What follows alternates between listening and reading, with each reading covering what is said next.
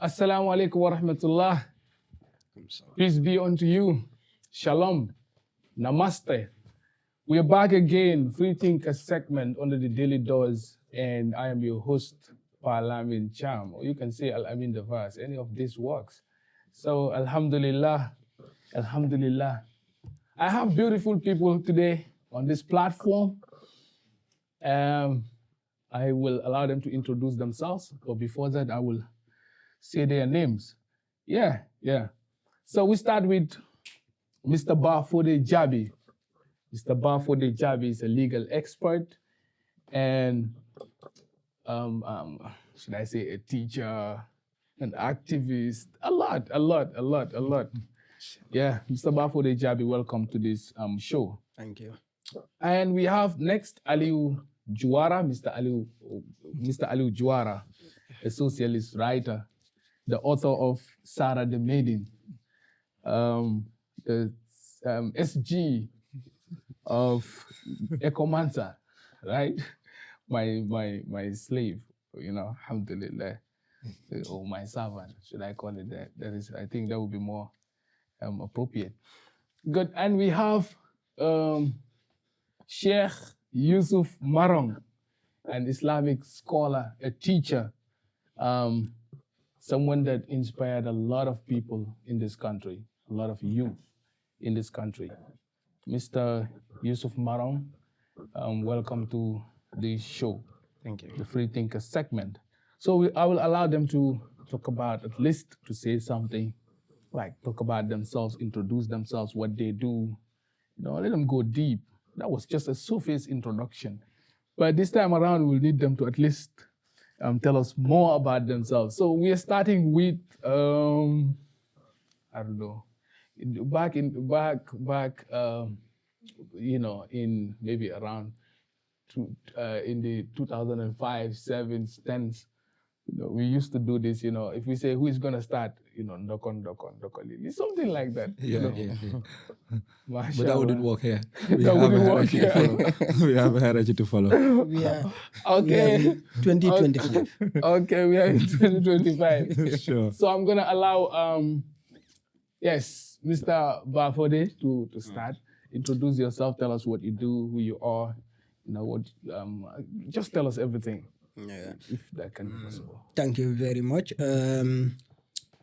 Hello, viewers. Anywhere you are, greet you on the timeline. I am Fode Jabi, educationist. I've done my basic education in provincial Gambia. And where exactly? Sorry for that. Where exactly in provincial Gambia? Yes, from the eastern end of the country, that is Wuli Sudgoba. That's where I did my primary school, and that's my village that's my place of origin. Okay. And any refrigerators over there? No, we survive differently from Kairawa Avenue Chiran. Yes. All right.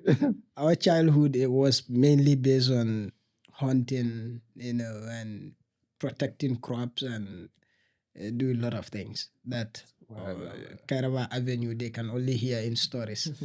Certainly. Yeah, so proceeded to Fodekunda, a nearby village, to do my upper basic education. Then from there, I was fortunate to come to urban areas and attended Muslim Senior Secondary School. Muslim High. MashaAllah. From there, then had an opportunity to study at Gambia College, where I read social studies and general science. Then taught in few regions, I think about 3, Region 6, Region 2, Region 1. And that makes me an educationist. I think that's the part we are talking about. Yeah, and also I also had an opportunity in 2017 to study bachelor's degree in law at the University of the Gambia, which is a completed degree now, but currently not within the confinements of courtrooms. I'm still in education sector. It's a place where I enjoy much. but I know in future things could go in legal departments. I know, right? Yeah. So that's something about me, and it's always not easy from our school of thought to talk about yourself, but I think that's what I can offer you for now. Thank you. All right. Thank you so much. So, what do you like doing? Like, what is your hobby? You know, sports or anything? I'm suggesting that for you. Yeah. I love sports. I support a very very beautiful club that is Barcelona. Yeah. Oh, Yeah. we're done. Manchester United fans, Chelsea, and We're done. other ones could not like No, that. it's But I fine. also love We're done. reading and writing. Writing is my favorite part, although I'm not very serious writer. I would start books, start novels. I will not go anywhere and stop. Oh, so Yeah, but it's definitely something that I like. I feel like at some point I would do it. Yeah. I regret asking that question when you raised the issue of Barcelona, a club that I love a lot. How can you love football and you don't love Barcelona? I don't know. I don't know. But All right. Okay. that team, man, more lolo. Good. So we move to Mr. Aliu Juara, a socialist writer. Aliu, tell us more about yourself, who you are, where you're from, and what do you do? All right. Thank you very much, Alamin, for having us here. And then thank you very much to the wonderful viewers out there. And it's a pleasure to have this opportunity to talk about the topic at hand today. Like you asked, I am Aliu Juara, an upcoming writer. I don't call myself a full-fledged writer for now because we have more to learn than to say. Yeah. So I'm an upcoming writer that has just completed just 2 minute novels, just short ones that you can finish within the fraction of a day. Yeah. But I'm so much appreciative about the people out there for their support in encouraging me to keep writing. Yeah. Aside that, I actually transitioned into the teaching field not long ago and didn't spend much time there. But the little experience I gathered over the years also, plays a very much important role in my life because it exposes me to so many opportunities. Yeah. Currently, I'm in the University of the Gambia reading accountancy. And like you said, I'm a servant there in the sense that I'm the current SG of a Comansa, one of the biggest sub-association housing about 3,000 students. Yeah. So that's that. And my educational journey, of course, I wouldn't talk about that here because already the person that grew me from the from the basics to where I am today is just before me. So yeah, yeah. That was good. That was lovely. Mashallah. So yes, to Sheikh Yusuf Marong. Yeah. Please tell us who you are, where you're from, your educational background, and what you do as for now. Yeah. Assalamu alaikum wa rahmatullahi wa barakatuhu. After thanking Allah, we send the salutations upon our beloved Prophet Muhammad sallallahu alaihi wasallam, all his companions, and those who ever follow their footsteps, and bless every single one of those Sahabas and every single one of us here. Allahumma ameen. There is not much to say about myself, but however, I am Yusuf Amaro, born and raised in Farato. Yeah. Mashallah. And Farato, we have, I think he's also from Farato. Farato. well, What a coincidence, yes. Subhanallah. I have So to say, part of my upbringing, I spent sometimes in Jambul, like it's just few meters away from Farato. Yes. So that is where I also grew up. Yes, and I'm still going there because it's my hometown. Yeah. Yes. So basically, but originally I'm from Badibu. Badibu. Badibu Mandori. Badibu Mandori, I yes. never heard of that. Yeah, And Badibu. mine is Badibu Netebire. And Okay. so many people will say, where is that? But please stop accusing provinces. You are not from provinces. Honestly, yeah. You cannot separate me from provinces. Well, we can I'm separate from there. provinces from you. My parents are Exactly. from there. Thank you. We can separate it from you then. Aliu is a writer, so I will not blame him. Yeah, he always finds a way, Yeah. to punch me. Whichever way, I know Yusuf is okay. You can proceed. Yes. You can proceed About my before I say educational that. journey, of course. I've started with English. Sorry, Arabic rather. Arabic. Yeah, I started from Mahdar. I go into Dara. From Dara, then you come home. Later, my father deemed necessary to take me to Arabic school where I would learn Arabic language. Okay. Yeah, so I started my Arabic journey in Farato. There is this Arabic school called Jamaluddin. Jamal. Yeah, so I started my Arabic journey there from upper. Then I went to Mahad Banding. Banding. Yes, so I completed my upper there. Then I came to Banjulindi where I met you.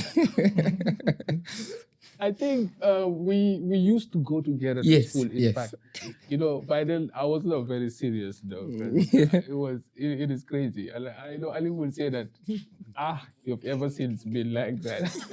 Whichever way, when he comes to pick Lamin Conte, Conte, Lamin Conte, Yes. we go together to Sure, school. sure, Sometimes I will tell them that we today never offering Ah, that, yeah. So yes, so from Banjulindi because I spent I think 4 years in Banjulindi to 5 from upper. Then when I reached to grade 10, 11, then I had to go back to Mahad Banding where I completed my Arabic journey. Oh, mashallah. Yes. So then while alongside I was also attending Yaldin Base Secondary School. Oh, mashallah. Yeah, where I met Mr. Jabi. Yes, he has always been my motivator, body to light. Mr. Jabi Jabi is a great man. was a true definition of a teacher to us. Yeah, Alhamdulillah. he has always been there for us. So I don't have to say much, in his presence here. Come on, it has to be a liberal society. Look, you people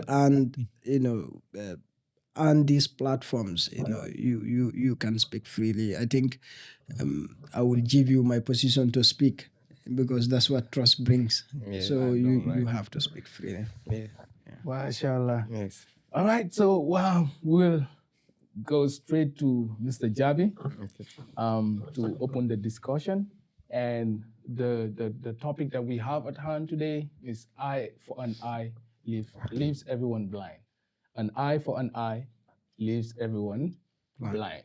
This is a famous quote associated with Mahatma Gandhi. And we want to open it up. We want to understand. We want to explore. We want to know what this, because this quotation, I feel like it gathered, it enveloped a lot of things.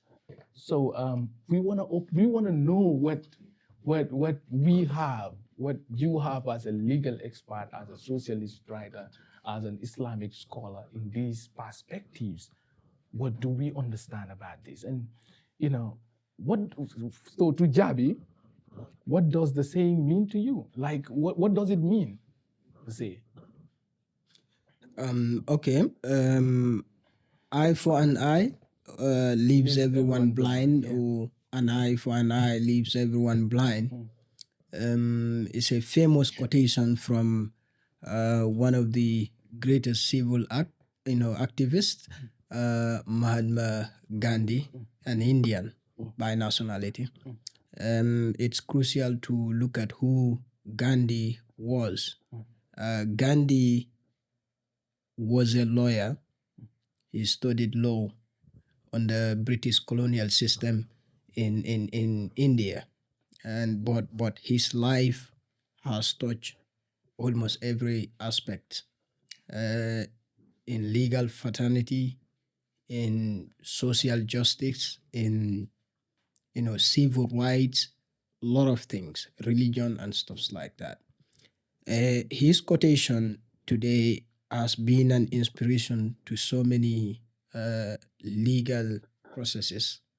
Most of the criminal laws are built around this quotation.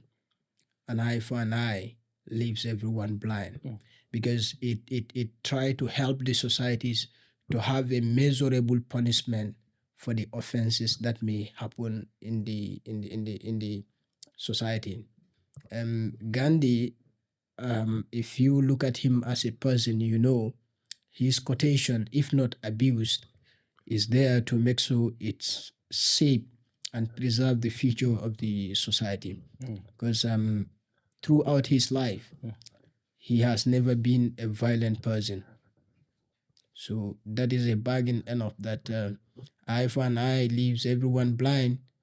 It's a strike for balance and fair judgments when issues arise. He came all the way to Africa. He was in South Africa. When apartheid was going on, he led Indians there, to have one of the most renowned demonstrations without violence. When he went back to India, he led series of demonstrations against British imperialism without single violence. In fact, at some point, there was one violence demonstration that made him to stay away from everything completely. That's Gandhi for you. And all those that learned from him also had never been violent activists. For example, you can go to the most renowned American activist, Martin Luther King Jr. Martin Luther King. He traveled all the way to India to learn from some of the teachings of Gandhi. And Luther King has been a very calculated and measurable activist. So eye for an eye is a legal base for a lot of issues, and it is there to make sure there is fairness and there is protection for the society. Yeah. That is from a legal standpoint. So now, does the law support retaliation or it limits it?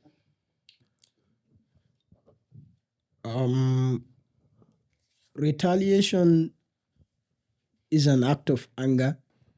Law, it's a gentle being, I would call it. It's a gentle being. So when you are gentle, You're giving us like I think I love that because he's giving us the meaning distinction? of retaliation and the meaning of the law. yes, No, yeah. You know? law is a gentle being in essence that if you have to protect, if you have to survive, you have to preserve, and that is to protect what is there. So it's like a watchdog to everyone in the society. So it doesn't support retaliation. In fact, when you look at the criminal codes or you look at the criminal procedures, you understand that if law is to support retaliation, then it will give you chance to come back when painful things happen to you at any time. I know at some point in the criminal systems, you have what we call provocation. For example, as a father, somebody come in your presence and the presence of your children and start insulting you. Your kids could retaliate. Okay, and under the law, you may rely on the defense of provocation. But even in such circumstances, law has limited the opportunity to retaliate. You cannot allow somebody to come and do that to you 1 day, 2 days, 3 days, then 4th day or 5th day, you go and then harm that individual. Then that becomes a retaliation.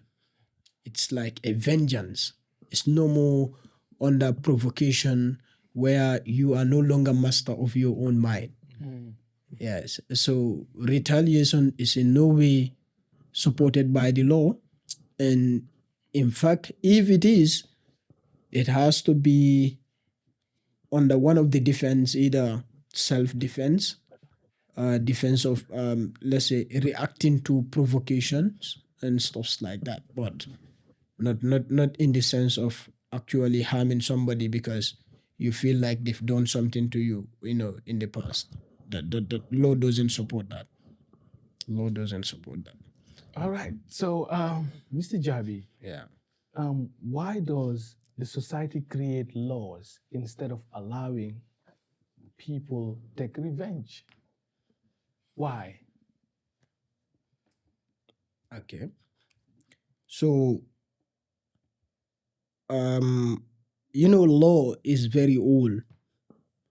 What version of law you have is one thing, and the kind of society you have is another thing. I think every society try to create law to prevent itself from tearing itself down. That's one of the fundamental basis of creating laws, to make sure our actions are regulated in a specific manner that will help us to preserve. I think laws are basically created to preserve the future, Sure. to make sure that there is continuity in life. Because if not, at some point, the way human brains reacts, it's quite dangerous, and it may even lead to a lot of brutal killings and stuff like that. We may just finish each other at once if there is no law. So the simplest answer to that is that law is created to make sure there is continuity in human existence, and also there is more acceptable behaviors on different angles, so that there will be nothing like survival of the fetus. Because survival of the fetus could happen in the jungle, and animals can survive it for so long, because animals are, to some degree, they are more innocent than humans. If survival of the fetus should come in human society, if you have 100 people, the following day you'll meet with 3. Yes, so that's why laws are created. Yeah. I think that was a good take, Mr. Jabi. So I'll get back to you. No problem. Now we move to Aliu, the socialist writer. Aliu, how do you understand this saying in today's society? All right. I'm going to differ a bit from the majority of the people out there as a socialist in this capacity. And that's because to so many, this is going to appear like a rejection of justice. All right. When in actual sense, it is not rejecting justice, but it is condemning retaliation. Right. An eye for an eye leaves everyone blind. And that's because when it condemns retaliation, in what form does it condemn it, right? And one of them could be, let's say, mob justice, right? Where a group of people that are affected by a certain thing feel uncomfortable about it and take things in their own hands and want to solve them because those in authority, maybe to them, are not doing the right thing towards addressing that problem, right? So in that mob justice, usually what happens from, let's say, look at the protesters or demonstration, what happens usually is most of the actions are guided by emotions. They are never calculated. They are never measured. And in that case, usually the aftermath of the whole, issue is even more destructive than what they actually wanted to solve, right? So people trying to take up things in their own hands usually can be one of the consequences of an eye for an eye instead of allowing the law to take its course. That's one of the things. And the second thing I understand from it is there are laws. Okay, the law that says an eye for an eye is actually there to ensure harmony and a peaceful society, right? Not necessarily to create, that terror in the hearts of people to ensure their allegiance or compliance. Laws are not to terrify; they are to breed harmony within the society, right? And this reminds me of few theories that I actually came across, and one of them is the origin of this. Was explaining the origin of the state, and that's the state of nature, right? Where humanity lived without laws, where people lived based on, based on their own instincts. People lived based on their own instincts. You all live based on how you feel, like the animals, one can say, right? There is no king, there is no caste system or so, right? So it was basically survival of the fittest. In that kind of society, the criteria that was given by Thomas Hobbes, one of the founders of the theory, said, life was very short at that time. It was solitary, it was brutal. And why were these so? That is because the stronger always took advantage of the weaker, survival of the fittest. And what happened? The weaker ones among themselves in the society then saw that things were not in their favor. Their lives were always in danger. Their properties were always at risk. So they decided to form an allegiance among themselves.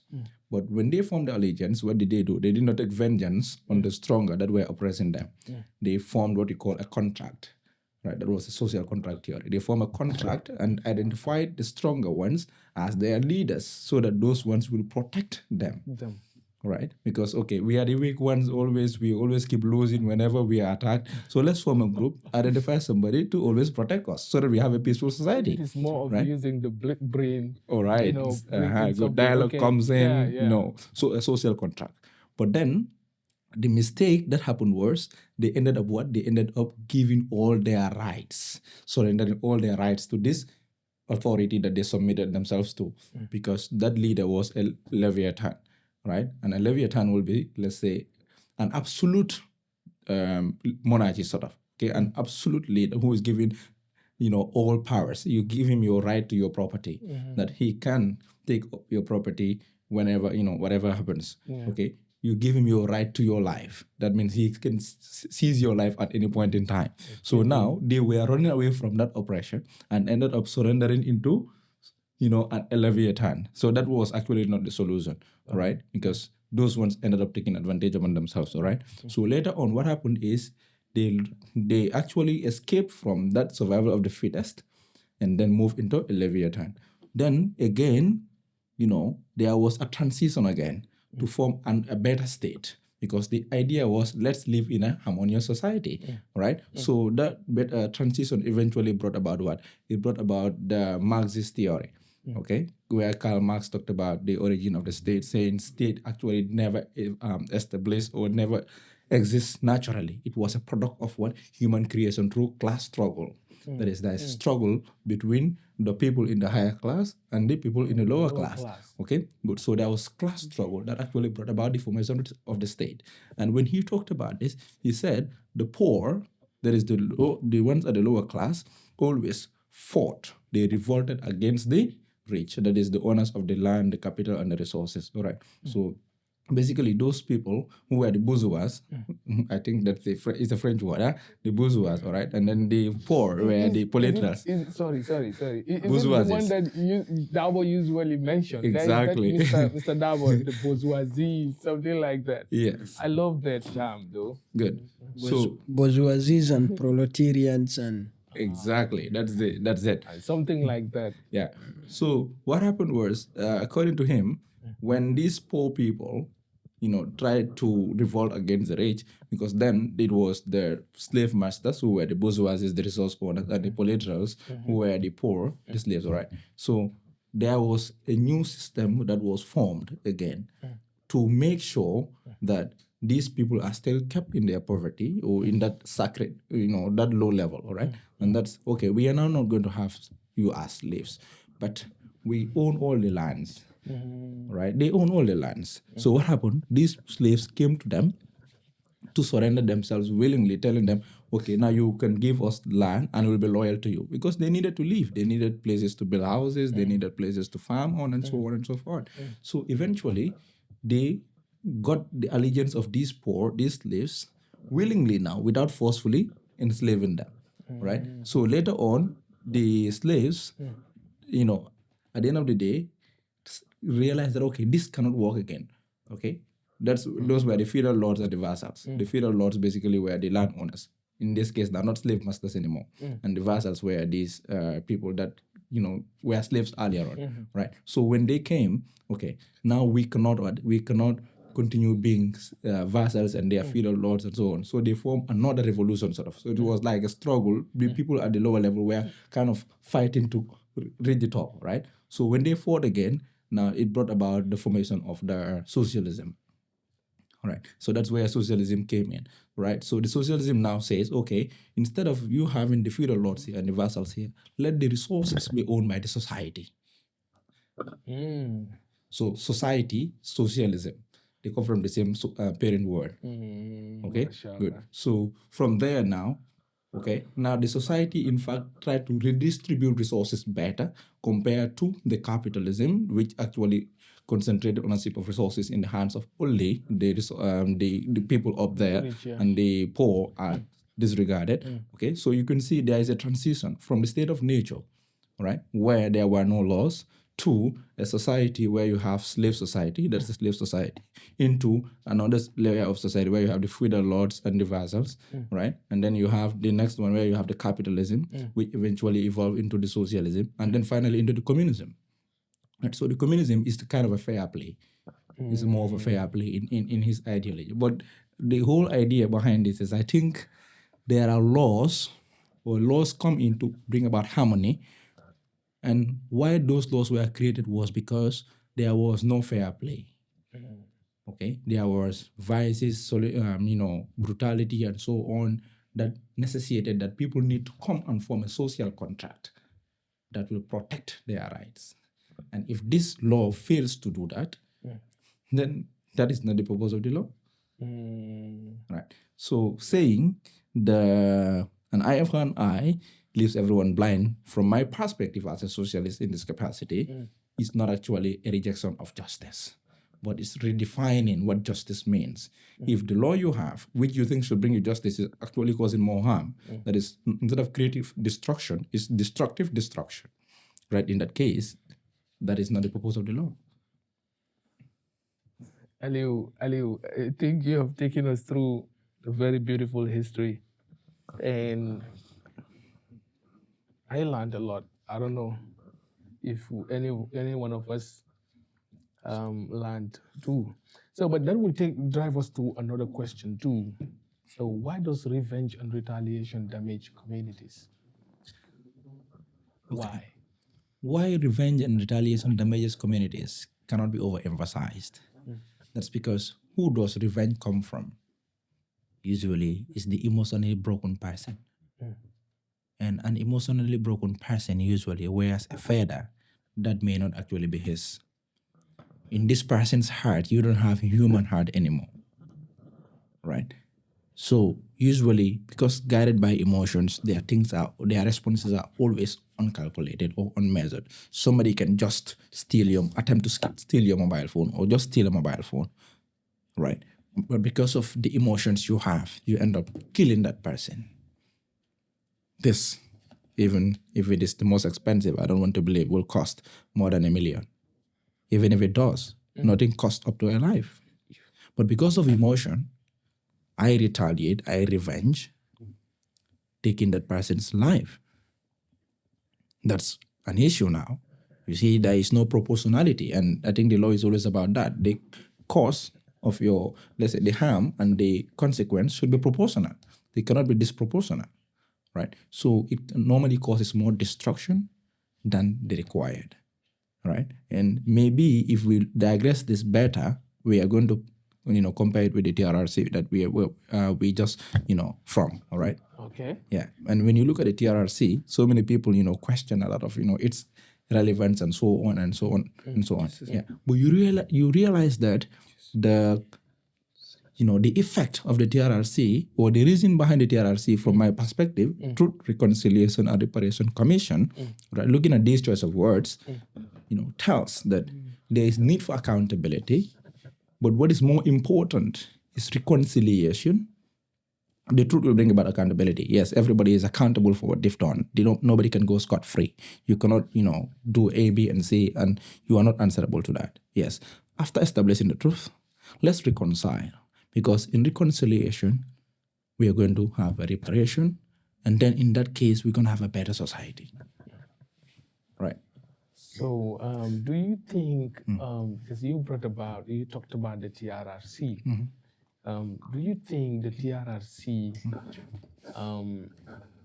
really unite the Gambian society or further divide them? Right. This is subjective. Yes, but from my personal opinion, I want to believe it unites the Gambian society. It really does. Okay. And how does this unite the Gambian society? This does because when these testimonies were heard, perpetrators came out plain and apologized. One of the biggest room for forgiveness is accepting responsibility and making apology. We can all be Gambians are very fragile. Let's be liberal here. The people that came and testified and then apologized, accepted everything that they've done. What happened afterwards? You see somebody coming from somewhere, so bitter, but at the end of the day, just cried and forgive. Right? So you realize that the room it created was room for forgiveness. And that's humanity. Okay, we are supposed to learn to forgive. And I want to believe if this opportunity was not created for people to come, show their depressions, others come, show what they've done, everybody was left in limbo. You would have been in a society that we cannot understand now. Because these people that were victims would have been living with that grief until now, and who knows what that could result. It's like you pushing somebody into a corner and then not allowing the person to revolt, to escape. If there is no way out there, the only way is reverse. The person is going to take the back pedal. And if there is no, you don't create room for the individual, you're going to be the only source of escape, then, it's going to result in something else. Definitely. So I think it created more harmony than the otherwise. Well, that is from Aliu. So I don't know what is Mr. Jabi's opinion about that. But before I get to go back to Jabi, this final question for you, Aliu. Okay. Who usually suffers most when retaliation continues? Who suffers the most? Right. This, I believe, would be the underprivileged, the less privileged. And the less privileged will be in three capacities. Economically unprivileged people, right? And then you look at the gender imbalance, that's where normally you have the woman, and then you look at the age imbalance, where you normally have the children. Let's just say the unprivileged in general, the weaker ones, right? And how does this happen? Let's say you look at the economically unprivileged people. When there is imbalance, these people suffer a lot because, let's say you look at the job proportionality. The poor works for more hours most of the time, but they still paid less, has less opportunity. Okay, the rich works for lesser hours and is paid more. This poor and rich get sick or have their family members sick. Okay, they are supposed to be taken to hospital for medical care and so on. The rich has access to that medical service. The poor doesn't, because the rules are not the same, even though they are called to be the same. There is no fair play economically. Okay. Well, Aliu, thank you for that. So, to Sheikh Yusuf Barong, I might have to raise this question. No. So, in the light of Islam, how does Islam understand this idea? An eye for an eye leaves everyone blind. How does Islam understand this ideology? All right. Thank you so much, Brother Alamin, for these beautiful questions. Of course, this statement or this idea, eye for an eye, leaves everyone blind. Though it is not, mentioned in the Quran in text, like it's not directly mentioned in the Quran, but looking at the idea, it has some connection with some Islamic ideology or teachings as well. I don't know whether you're getting me. Yeah. When you look at this statement, like eye for an eye, this is something that, because we need to have, an organized society. And in this organized society, of course, we need to have laws.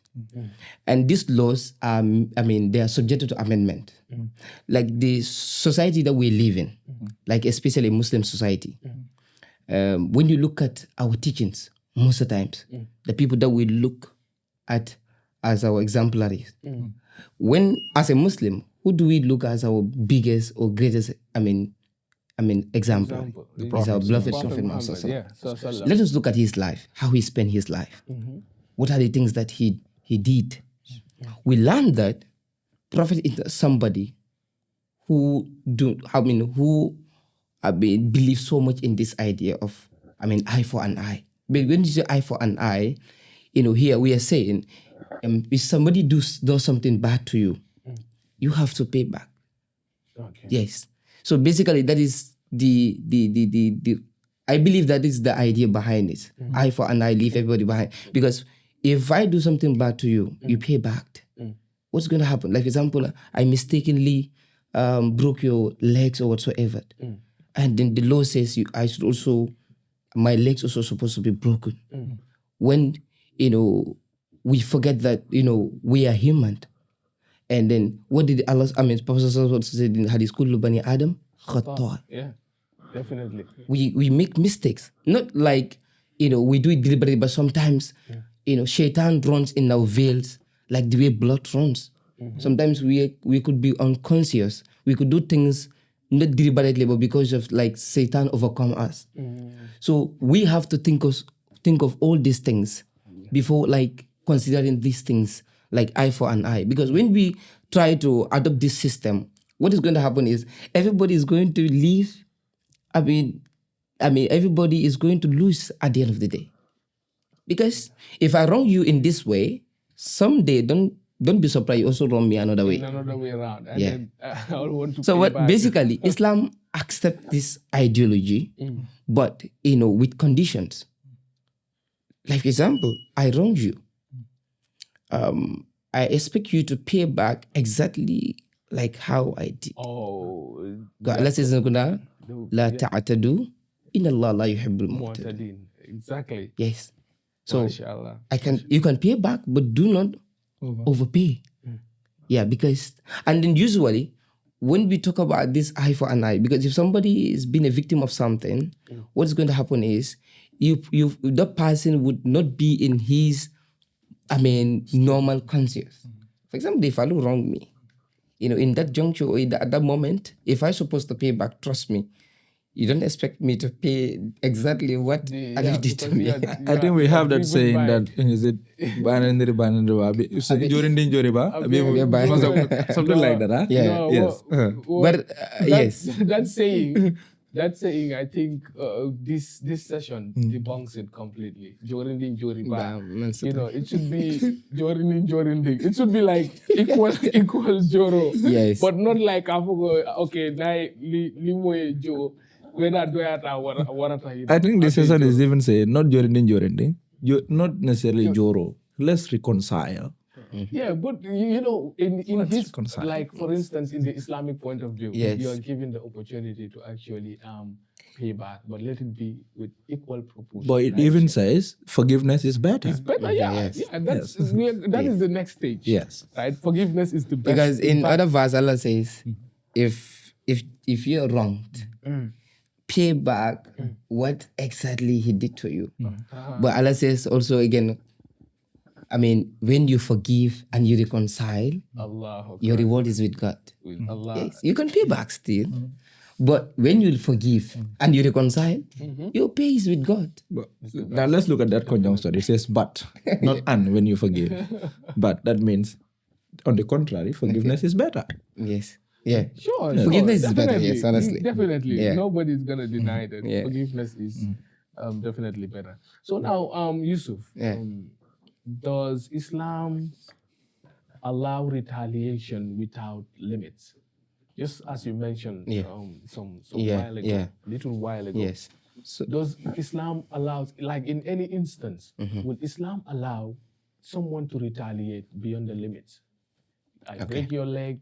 In which instance does Islam actually allow you to break the leg and then break the hand and do another thing? yes, Islam accepts retaliations, but with conditions. As I said earlier, if someone wrong you, you can pay. You can pay back. But there is limitations. I cannot break your leg once and you break mine twice. That's not possible. Yes, you can pay, but you cannot overpay. Yes, but basically Islam allows you to do it. But wallahi, when you forgive, when you have mercy, wallahi, your pay will be with Allah. And that's the most important thing. As I say here, we are created in such a way that we are bound to make mistakes at every given situation. Because we are human, al-insan. When you look at the word insan, according to some scholars, it's something that always forget.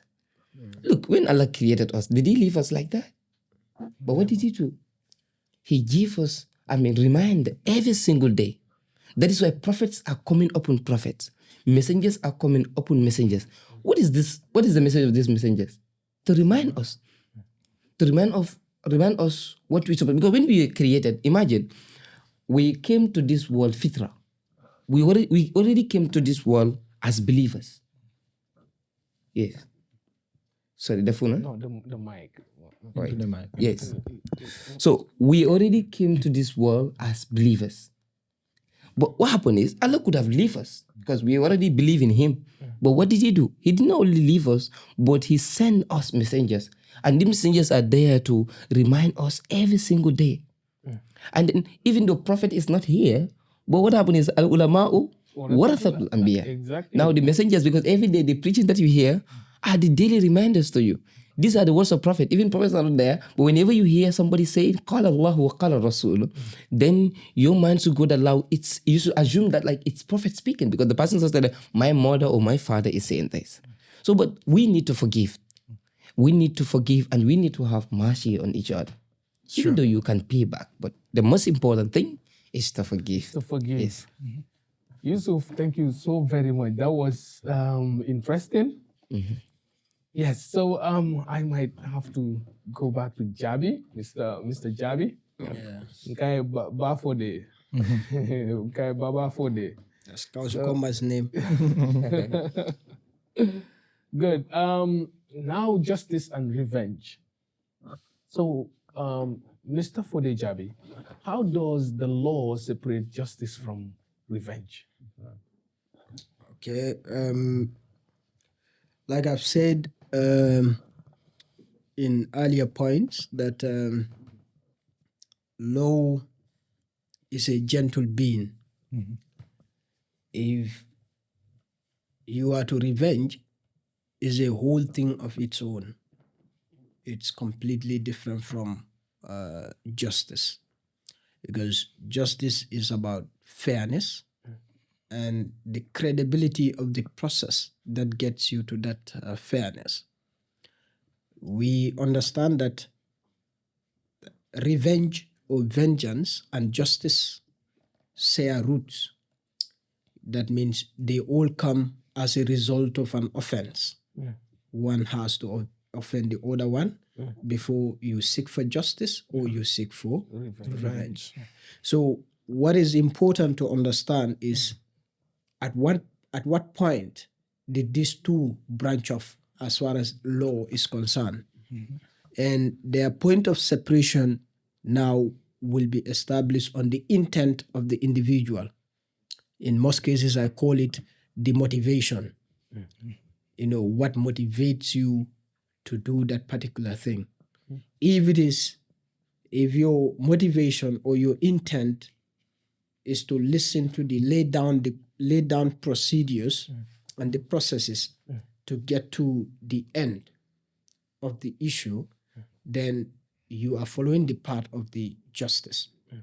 But if your intent is established on anger and feud and the malicious thoughts, then your path is actually established on the path of revenge.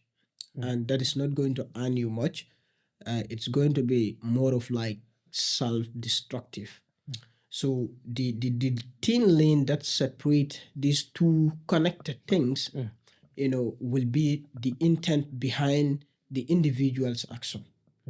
Is the intent or is the motivation behind what you are doing, supported by the rules and the regulations that have been accepted by the society, or are they more personal and then more of angry emotions and stuff like that? So, that being said, I want to believe that the law, the legal system also ascertains or evaluates your intention of a particular thing. It also deals with the intention. Yeah. So how does it actually, what steps are taken to understand your intentions? Because so many people will not want to reveal the exact intention because they don't want to be thrown behind bars. Yes. So Yeah. that is I was going to demand at least €5 payment from you, because you are asking a question from one of the most critical courses in law degree, that is the criminal law. The criminal law. And you are trying to ask about how are crimes formed and how are they proven. In crimes or in criminal law, there are few things that you look at, and they guide you. One of the things you look at is what we call actus reo and mens reo. The actus reo is more of like the actions that you have taken. Okay. It's from the word the actions. The mens rea, it's about the intention of the individual. The third one that will help you connect this actus reo and mens reo is what we call causation. The causation is like a chain, a sort of a line that says, okay, starting from the beginning of the problem to the ending of the problem, there has not been shift or change of directions. It is this action that that A commits that directly led to the outcome of this particular thing. We call it causation. Causation. Yeah. So if these three things you look at them, that is, for example, I am driving a vehicle, and eventually a madman jump on the road, and my vehicle hit the mad person. The actus reo is established. That is that I've hit the madman. Not so. The mens rea now becomes the issue. Is where the chain of responsibility can be broken and could set me free from the responsibility of murder and reduce the punishment to a little bit of more, maybe like manslaughter, like because I did not intend it. Let's say this man came from nowhere and then he jumped on the road and I reached. That is not how traffic works, not so. So the mens rea is absent. Then there my criminal liability will drop. Instead of actually murdering, then it may drop to a lesser punishment like manslaughter. That is less than the punishment of the murder. Then now they will look at, was I overspeeding? Could I have prevented that? They will look at what my actions were at the time of hitting this one, because the intent, that is the mens rea, could not be established. But the point also is, speaking of the same mad person, I said you look at the line of connection from the starting to the ending. Let's say I hit this mad person, but let's say before hitting the mad person actually took a poison. And that poison is already in the body. And that's where the relevance of opinion-based evidence come in. Opinion-based evidence is actually talking about the thoughts and the proofs given by the experts in a particular area. So now what happened after the accident is not to just look at it, oh, his vehicle hit him and then he's sent to the grave. No, they will go for postmortem. Postmortem. You know that? Yeah. They check your body to see whether what are the impacts that lead to your death. So if the doctors check, they say, oh, the vehicle actually hit him, but so fortunately it broke his legs. But eventually, shortly before the vehicle could hit him, the man took a poisonous object. So now it is the poison that killed the man. So now you see causation has been broken again. Then that diminishes, we call it diminished responsibility. That reduce my responsibility again. So it's all around that. It's all around that. You go around and it's quite beautiful, to look at some of these things. Yeah. But it's basically around that. The intent. That's why the law drew, is the intention. The line between the revenge and justice. Yeah. I didn't want that to end. Come on. Yeah. Honest, that It was very interesting. Quite interesting. Sure. So, Mr. Jabi, what problems arise when people take justice in their own hands? What are some of the problems that will arise from that when people take justice in their own hands? One of the major things that that cause a lot of harm in Africa and bar us from settling as society is that we are all master of justice in our homes. Yes. From the corner of our rooms, we become masters of justice. And people always think that you only take justice in your hand when you are involved in major crimes. No, it's wrong. Starting from petty crimes. There are crimes in our homes that we should not handle. And once we handle them, then there will be problem. It cannot be completely, negotiated or accomplished by the people. So taking justice in your own hand could cause the society of its stability. That's one. It causes the stability of the society. Because like Ali was saying and at some point from listening to the beautiful quotations of Yusuf, you understand that Sheikh Yusuf. human heart cannot be predicted. It's one thing that you cannot predict. So when you pick matters and then you resolve them on your own, you're creating further problems. Human heart can be satisfied, but it cannot be understood in that way. So, but we believe that if the society comes together and said, look, this is the payment for a particular harm done to you, then you should be able to be satisfied with that. So if we take justice in our hands, we lose. It costs us our stability. I think I will try to be brief on that because, the timing. Yeah. Yeah. So it's about stability. It costs right. us that. All right. That was a good one. Yeah. So why is fairness important in punishment? Why is fairness, being fair, important in punishment? Because I think to live in a very healthy society, sometimes you need to punish for certain crimes. But why is it important? Well, fairness, first of all, is there to build a credible and legitimate society where things become healthy. Weak could be helped by the strongest, poor could be helped by the rich. So it is crucial for us to understand that in order for society to progress, we need to have that balance or that fairness. If the society does not have fairness, what it does is it causes endless angers and endless motives of revenge, a refusal to comply with the laws that are established. So I think it's about that. Yes, being brief around that. Yeah. You've been quite brief lately. Yes. I see. That was cool. Yeah. Alhamdulillah. So we'll get back to Aliu. Aliu, so how does revenge affect social peace?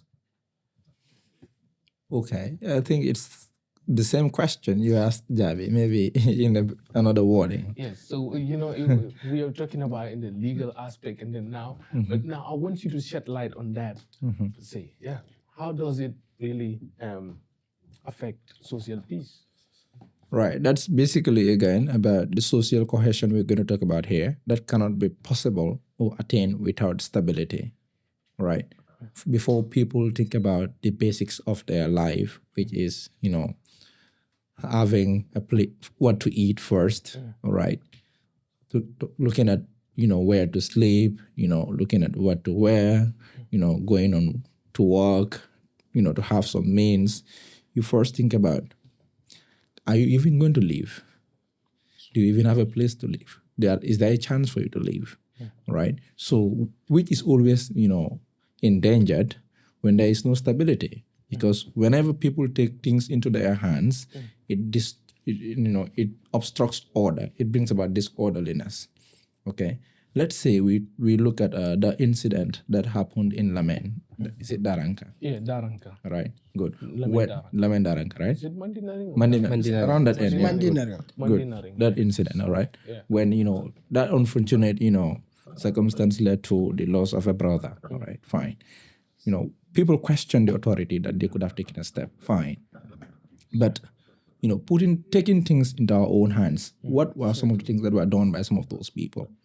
One shopkeeper was by the roadside, people came and lit the car tires by the road, there was destruction everywhere. The shopkeeper that lost, some of his properties also, or some of these women that have their stalls by the roadside, they sell their bread and other things. So, people came out, destroyed some of those tables and canteens.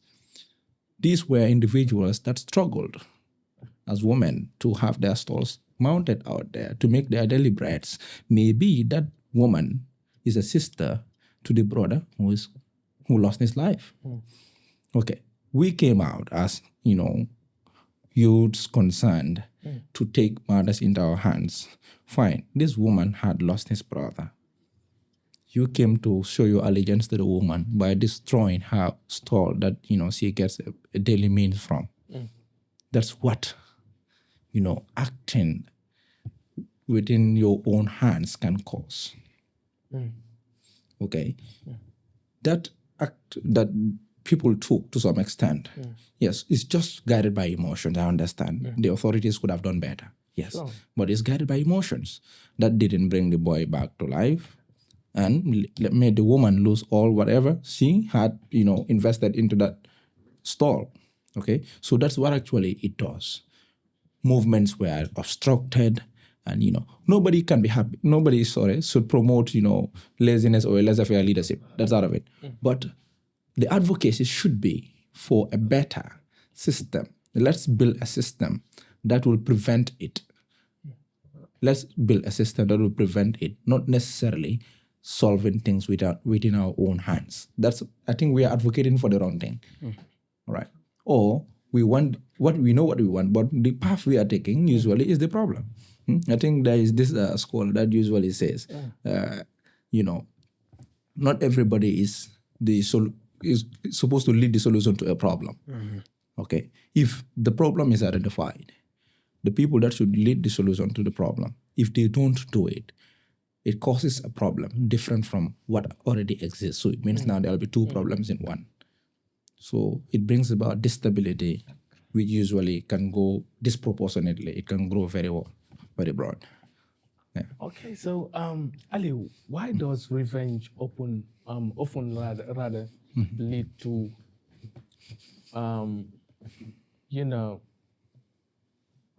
more conflict? Why does it lead to more conflict? Because sometimes when people revenge, someone could do a counter, and it continues like that. So why does it lead to that? Basically, that's what we were just talking about earlier. That's people taking things into their own hands, right? If I, let's say, break your glass, you break 2 glasses of mine. I will say I broke only 1, you broke 2. I'm going to come for your second one to make it a balance, to strike a balance. When I come for the second one, you are like, okay, this first one you broke of mine actually was 2 of yours. That's why I broke 2. That was my personal evaluation, right? So I had to go for your third one now to strike a balance still. So we will keep breaking each other's glass and the society will be glassless. That's why we are saying an eye for an eye leaves everyone blind. Yeah. I think a glassless society is also better than. Well, we will not drink tea then, I want to believe. It will be a tealess society. All right, so to Brother Yusuf, Sheikh Yusuf. So now tell us how Islam actually define revenge. Talk about revenge. Yeah. How does Islam actually define it? But Alamin, when we look at the word revenge, or normally the time we experience revenge is when we are angry, and also when we are controlled by our ego or emotion. This is most of the times we feel to pay back or to revenge. And looking at the teaching of Islam, Islam always try to solve it. How people can live peace, harmony, and love. And when you look at revenge, it is pain with pain. For example, if you wrong me, I'm going to be painful about it.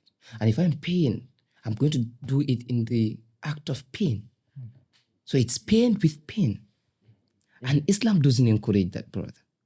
What Islam encourages is pain with justice. If you pain me, let justice act. Let there be a justice. For example, you broke my legs. Let's have people that will come and look at the situations and come up with, good, enough measurements that would not affect you, and it will also affect the victim as well. If I could remember, I think the qisas, something like that, that has to do with the with measuring how painful or how deep. Like for instance, if I stab you, how deep is it on the body? And then something like all those that stuffs are calculated. Yes. are calculated, and then if it is going to be, if there will be any form of Yes. payment, it's going to be based on that. They're going to calculate it, and Exactly. my God. So now imagine if there is if we encourage revenge, all those measurements are not going to be taken. It's just going to be like if I stamp Ali, I will also pay back. Maybe my hands are not that strong. And Ali's hands are stronger than mine. If I stamp Ali, how Ali will pay back will be compared to mine. Yes. So basically, revenge is not shouldn't be something that should be encouraged in the society. Of course, you can pay. Like somebody did something wrong to you, you can pay equal to what he or she has done to you. But in fact, if you forgive, if you have mercy, as I said earlier, it's better for you because your reward is with who? Allah subhanahu wa ta'ala. Let's look at Prophet Muhammad sallallahu alaihi wasallam, his whole life. It's a teaching to us. Like, let's look at how Meccan people treat him. Prophet could have revenge because later on, he has power. He has all means to pay back because they torture him and his sahabas. They did everything to him. The people of Taif, what did they do to Prophet? They stoned him until, he bleed. And Jibril came to him, alayhi salam. He asked him, your Lord asked me to. The Lord asked, what can I do to these people? Prophet told them, leave them. Perhaps their children will accept what these people deny. So, but not only that, Yusuf alayhi salam, what happened to him? But his brothers? His brothers. They betray him. So look at the story of the Sahabas. Some of them, they got denied from their own right, from their own very families. But what happened? Prophet would tell them, look, still patient, be patient and forgive. So in our society, much especially in the Gambia, we should be very careful because where we lived, like our families are into each other. Like, you'll be surprised that we are related in one way or the other. If we start asking. We are, of course. Look at it. Because we are Kulun having Adam. Exactly, yo. We are brothers. Exactly. We are brothers. Exactly. Yeah, we are all from Adam, huh? Yes. Yeah. I So think basically, that should be. that is the little I have to say about revenge. Okay, so now, how does Islam promote self-control in conflict? Okay. What are some of the teachings that the Prophet came with, or the Quran actually lament on, with regards to self-control? Because there are situations that will arise as a Muslim. Are there instances in which the Prophet teach people, or the Quran teach people that this is the way that you should behave to control yourself? This is how you're supposed to control yourself when things like this arise. When something happened to you, how do you control it? Yes, of course. There is a verse in the Holy Quran which stated, وَلَا تَعْتَدُوا إِنَّ اللَّهَ لَا يُحِبُّ الْمُعْتَدِينَ. Do not over-transgress. Do not overpay. Do not overdo. Because Allah do not love people that overdo. So basically, if you take this as your principle, anytime something arises or anytime something happened and you are able to reflect your mind on that, then you'll be able to know what you would do. But not only that, still, let's try to learn some things from some of the Sahabas, like the like of Ali bin Abi Talib. Ali, one of the ghazwa called Ghazwa to Khandak. Yes. This ghazwa. Is that the Ahzab? Yeah, Ahzab. Exactly. Yeah. So this ghazwa, Ali bin Abi Talib happens to fight or fought with one of these, enemy of Islam. He was one of the greatest enemy of Islam. Now, upon Ali's defeat to this man, Ali decided to pardon him. Why did Ali pardon? Because everybody was surprised. Ali could have, cut the neck or chopped the neck. But like he decided to just leave. And then he was asked why. He said to Sahabas, like, I fear that if I happens to kill this man, I wouldn't have killed him because like for the sake of Allah, rather for the sake of anger. Look at his statement. And Sahabas always, calculate their emotions. And whatever they are doing, they make sure that, look, am I doing this for the sake of Allah? And what Allah teach you? What is the teaching of Islam? To always be merciful, to always be patient. So now, when something arises, if you are a true Muslim as you claim, then you need to reflect your mind on some of these verses, on some of these scenarios. Looking at Ali bin Abi Talib. Like for example, if somebody wrong you, before you do anything, if somebody insults you, like look at our media. Like somebody happens to say something bad about you, you also open your phone and you pay back or you say something bad to him. Or sometimes you will even lie against the person.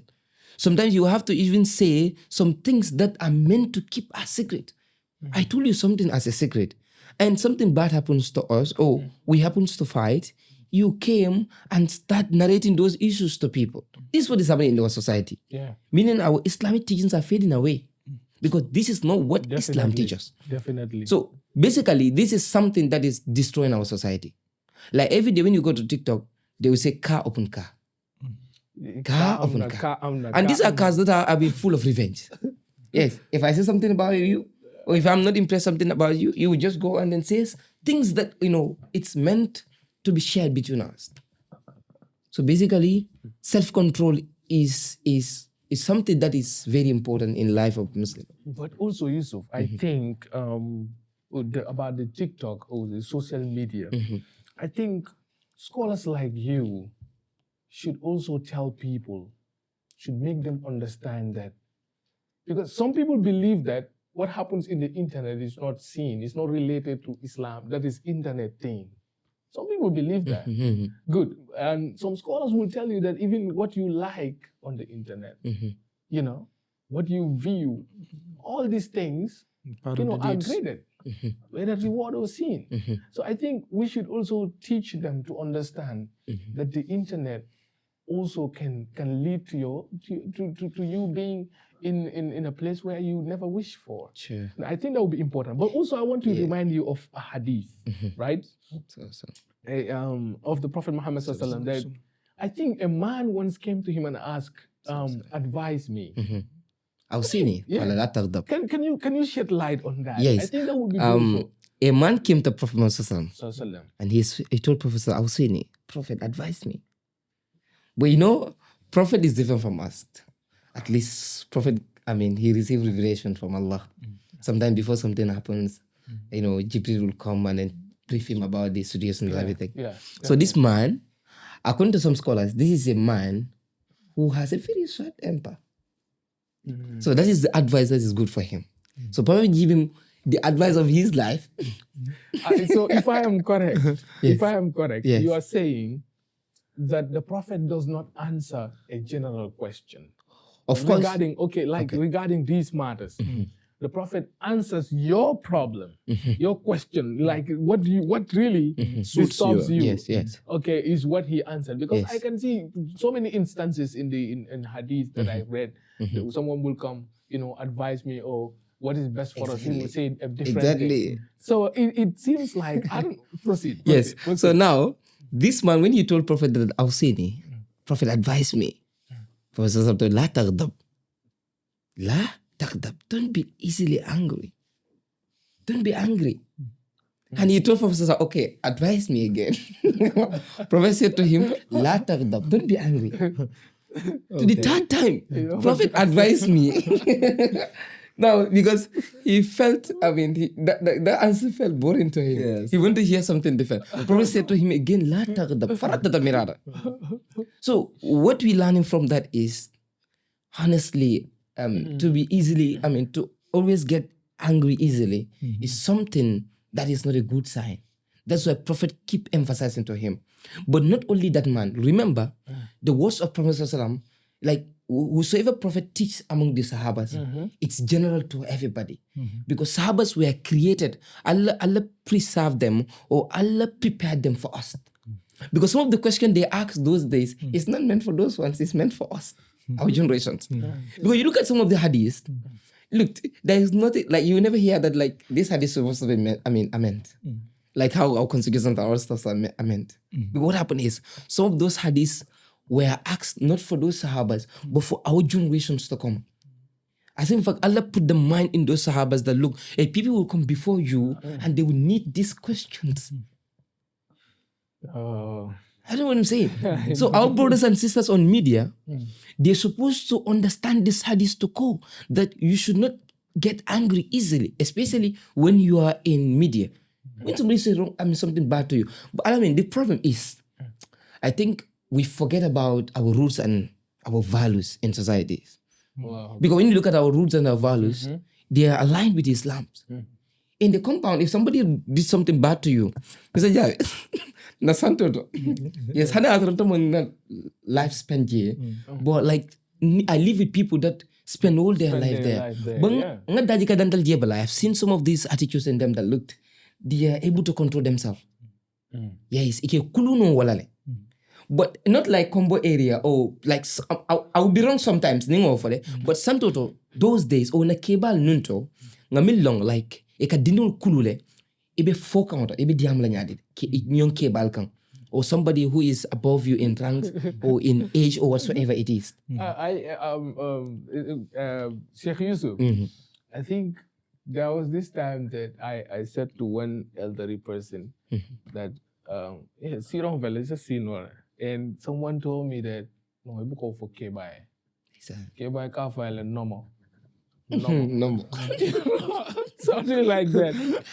So I usually when I meet elderly people, and people that I have high regards for, like I respect them so much, I try to control the way I speak to them to the point that I cannot even explain what I want to. And do you know that sometimes when people say that to you, sometimes you belittle that. But why you should not belittle it?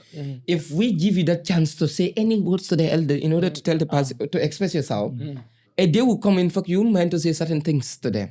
But if you are guided, like you are being restricted in your words, then your accent also you'll be able to control it. Yes. So this is lovely. This Thank is you. lovely. Thank you. Brother Yusuf, that was amazing. Yeah. So now proportionality. Yes, proportionality, and I will start with the honorable here. So, Mr. Jabi, what happens when punishment is too harsh? What happens when punishments are too harsh, like they are not equal to the crime?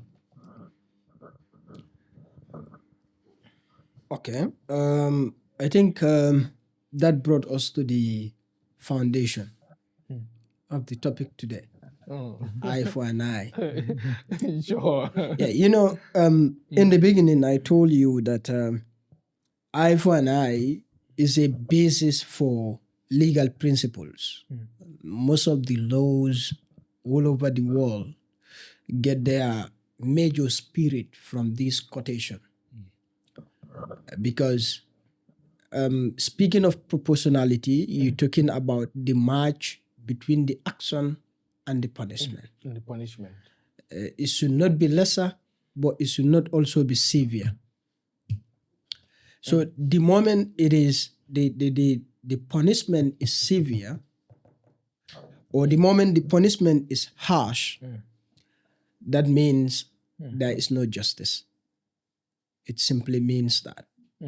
That is why in law, if I have done something and then I should come and meet you and then you seem to have a very close connection with me, it is always advisable that you recuse yourself. That means you excuse yourself from that particular, Yes. case.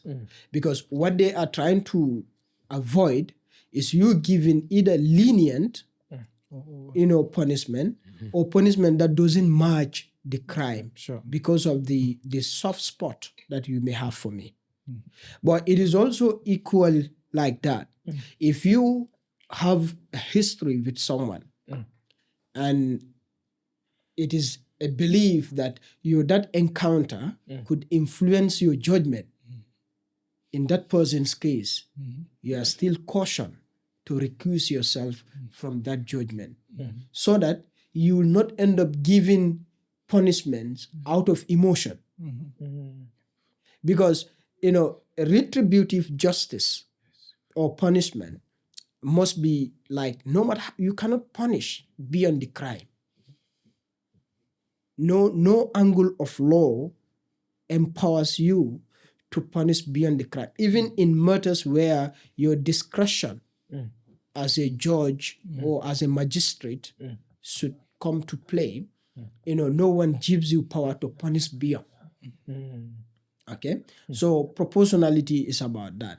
And then matching the punishment with the crime is actually a foundation of every judgment. Where punishment is harsher, that's not a judgment and it's not a justice. It becomes what? It becomes impunity. The other time when I was speaking to you, I told you about two separate errors that exist.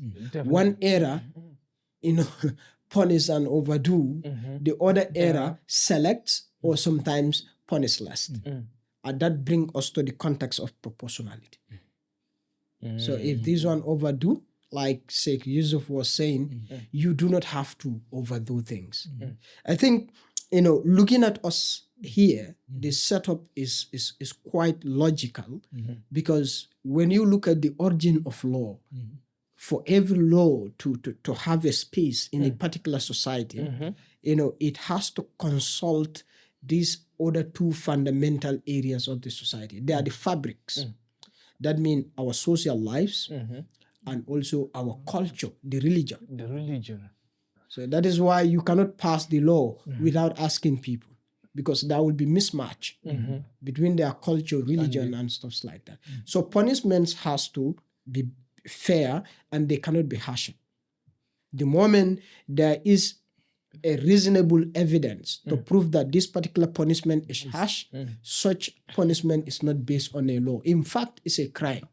It's a crime. Yes. I was waiting for that. Yes, in fact, it's a crime. So many people will say, Yes.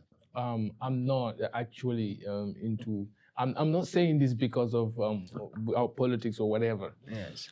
So many people will say that in Jammeh's regime, like in the Gambian politics, in Jammeh's time, we have lesser crimes because Jammeh put in a law, like imposed that, okay, anybody who does this, they're going to do this to you. So many people. So now, what do you think? Like, if you relate that with our current time, before it was like, I don't know, the authorities are the ones having some issues. Okay. But the society, the people, do not kill or do things to each other. Like it was very minimal, right? And now it is the people, like every now and then you go to the social media, you realize that somebody did this or that, and the last incident that happened. So now, do you think that regime is more successful with regards to this regime? Compared to this regime, like if you're going to compare these two regimes, what do you think? Do you think using Jammeh's system is better or Barrow's system? It will be difficult to support Jammeh's system over Barrow's system. In fact, I usually tell people this is a very, very open and debatable topic. Because yes, maybe it will be definitely. Yes. I just want you to make it precise. Yes. So we proceed because Don't I worry, know you know, if we want to being get brief deeper, is not my problem. Being brief is it's not not my your- problem. I know. Yeah, I today know. I have Exactly. learned that. Yeah. Being brief is not my because problem. I think Yeah. that is a topic for another day. Exactly. Okay. And Exactly. possibly we'll have another session Yeah. where I will have Jabi in and you people in, inshallah. We do that again. So, because I do not think that it is quite respectful to choose Jammeh's system over Barrow's system on so many ways. One of the ways is that there has been a lot of lost, even though in the exterior part of our society, we felt that we've been secured. There were lesser crimes, but deep down there had been wounds and ruptures in the society. It's like people have been made to just, hibernate with their wounds and with their losses and a lot of things. Okay. So it will not be quite fair to tell that that system is better, because that also brought us back to the topic that you are asking, or the question, that is the proportionality. There has been almost in every action during that time, there has been no match. When you offend a person with tinted glasses, you lost your life. Why is the proportionality of, like, maybe I have a motorbike, then I want to cross the road, but this man saw me and I already entered. This man could not stop, come, hit me, and when I talk, they collect me, and that's my end. What makes it proportional that I provide a son for you and I demand for my money? You took me through my life history. It's these are two different things, and they are quite difficult to talk about, because one has been brutal beneath the skins of the people. The other one allowed people to tear themselves. And it's more of like, this one is giving lesser severity, this one is overdoing things. So it becomes quite difficult to talk about. But I think the best thing is we need to have a system where laws are implemented to their extent, not lesser, not over. I think when we have that, we'll have a balanced society. Yeah. Thank you so much. So to Aliu, Yes. can justice exist without equality? Well, I don't know how we are going to call that justice then. What is? Can justice can it exist without equality? equality? All right. When you say justice and when you say equality, I think these are two things, if not the same, would be too complementary. Because justice then will bring about equality, or equality will bring about justice in either way. Because I want to draw inference from the international human rights declarations, or the universal human rights declaration, that everyone is born free and equal. That's the foundation. Naturally, we are all born free and equal. So from that equality now, we all are what? We are all equal before the law. That doesn't mean people don't have privileges. I think this is also another thing that causes, a lot of issues around, because in as much as we are equal, that doesn't mean that privileges must not be respected. Okay. So what happens is, let's give, this is a part of language anyway. Huh? Yes. Give A what A deserves, and give B what B deserves. That doesn't take away from A what belongs to him, and doesn't take from B what belongs to B. That will bring about justice. All right? Yes. Let's say, I don't know, I want to say, in short, it should just be, justice will be about, right, ensuring that nobody transgresses into somebody's, life or private space without being accountable for it, all right?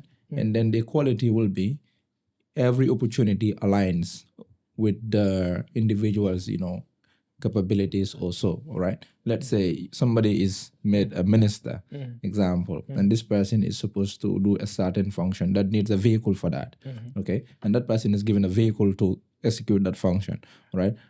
And then I'm given another position, but that doesn't need any mobility also to execute that function, right? And then I'm not given a vehicle. I'm on the media complaining that I should be given a vehicle the same way the minister is given a vehicle. Then there's a problem here because what the minister does and what I do are different, right? So there should, when we say equality, we are not. I think basically the language should have been equity. Equity. Yeah. Equity. Yeah. I think that is more.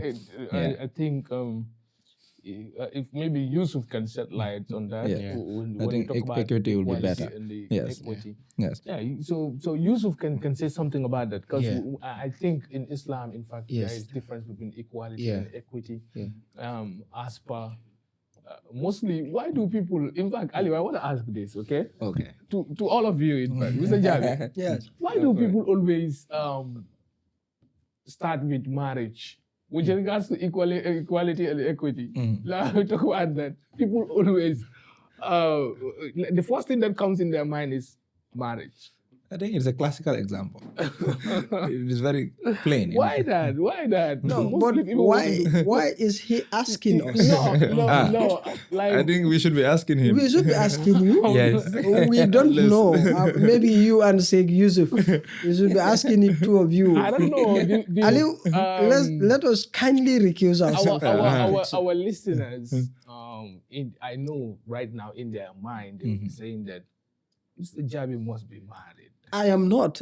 Don't tell me that. You cannot drag me into this mess. Answer your questions. Okay, so Yusuf, can you please Good. shed light on that? Question for the right. All right. You live it, you Alright. experience it. Right. Jabi. Talking about equality and equity, my belief is there is nothing like equality. Look, the clear example is within us. Look at our hands. Look at our heights. Look at how we look, how we think. Even Allah, when He's talking, He's talking to people. Sometimes He talk to specific people. He don't generalize everybody. When He's talking about fasting, did He include everybody? No, He just specified a group of people.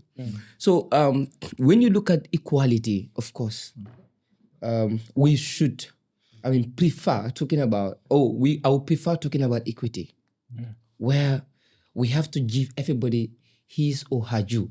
Ati kulla dhi haqqin haqqahu. Give everybody their due. Yes. You know, the way you should speak to me, it should differ from the way you speak to Ali. Yes, that is it. Maybe you should talk to me in more polite, for example, or more harsh, or you talk to Ali more polite. Sometimes so all these things are in fact in the leadership's qualities. Like when you are dealing with people, these are some of the things you need to consider. Of course, you cannot make everybody equal.